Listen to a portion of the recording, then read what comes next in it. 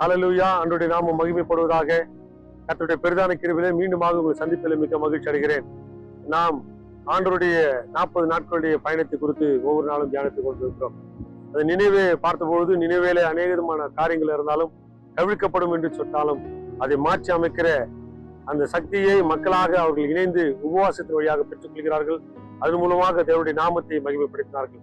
அன்புக்குறியிலே எதைதான் இங்க பார்க்கிறோம், கவிழ்க்கப்படும் என்று சொன்ன அந்த வார்த்தையை அவர்கள் தலைகளாய் மாற்றினார்கள்.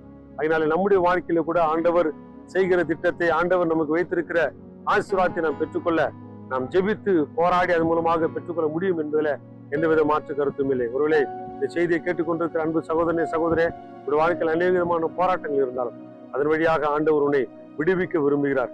நீ உபவாசித்து தனித்து ஜெபம் செய்து அதன் மூலமாக நன்மை பெற்றுக்கொள். கடவுள் உன்னை ஆசீர்வதிப்பாராக. கர்த்தருடைய நாமம் மகிமைப்படுவதாக. ஆமென்.